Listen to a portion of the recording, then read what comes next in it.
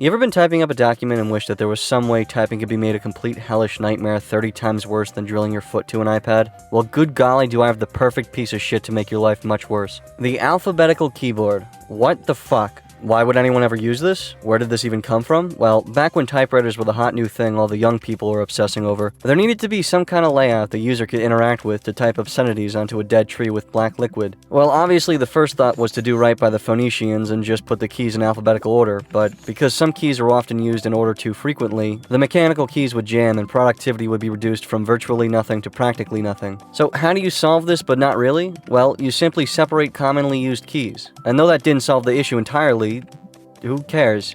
And just like that, in 1872, the Scholes and Glidden Remington No. 1 commercial typewriter introduced the world to the QWERTY keyboard layout. All the fun of pushing metallic keys down to force a mechanism to imprint a pattern of ink onto a piece of paper. That's a thrill that's hard to beat. So ever since then, QWERTY has been the standard keyboard layout for everything. How exciting. Look anywhere with a keyboard and you'll see QWERTY. On your laptop, on your phone, your Xbox, your 3DS, your Android Auto, your fucking TV remote, your in-game pop-up keyboard from various GameCube games, your Amazon Fire TV... Oh, wait, no. Not your Fire TV? Why? So that begs the question. If all these keyboards from every facet of your life all use the QWERTY layout, then why would you use the alphabetical layout? Well, that's a great question. And the answer is... because you're a fucking idiot. I think it's literally just that you have to be mentally sick in the head to use this. You just gotta be a rebel and use the thing that no one else uses anywhere. Aren't you special? Well, maybe there's something we're missing out on, so why not check a look? A keyboard's everyday use is often overlooked. There's a lot this sometimes metallic collection of plastic does for us. Some of us are writers and have really unimportant scripts to write. So to fully understand this, I'll be writing this portion of the script using an alphabetical keyboard. Like most things ever, when you repeat specific motions and patterns constantly and frequently for 20 years, you tend to embed those things into your subconscious.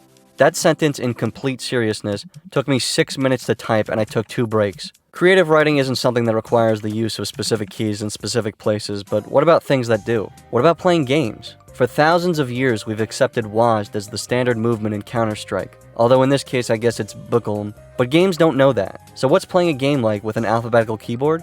Complete dog shit. Let's try something that uses WASD to move. You might as well just completely rule out moving backwards. There's no point. Left, right, and forward are all on the left side of the keyboard, and backwards is all the way over here. It's so uncomfortable playing like this. I was expecting it to feel like playing Twister with your fingers, but it's more like killing 3 ants that are specifically within 1.5 inches of each other, and a 4th one that only exists sometimes. And yes, I know I can just remap the keys, but why would I do that? The point is to use this keyboard. It's certainly not impossible, but boy oh boy would I rather be shot. How about a game with much less traditional controls? How about I Am Bread? Well, this game majoritively uses the 1, 2, 3, and 4 keys, and the 4 under it, Q, W, E, and R. So there's not too much to adapt to here since the number keys remain unchanged. It just takes more thinking to lock in action. Well, that's not too big a change. What about QWOP?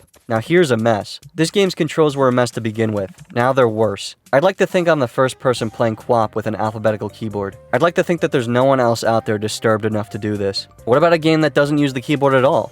Oh, this isn't bad, actually. Well, if playing games like this isn't going too well, then maybe it's worth learning how with a Learn to Type game. Mario teaches typing too, because one just didn't do it, I guess. It kinda works, I think. Obviously, the collections of letters they have you practice are close to your fingers and relevant, but if you really wanted to learn how to type like this, just ignore the finger graphics, and this could kinda work, I guess. Or you could just be normal and not do any of this. And nothing says normal more than learning to type with hills that vomit letters and the most disgusting Mario illustrations the mentally insane have ever called art.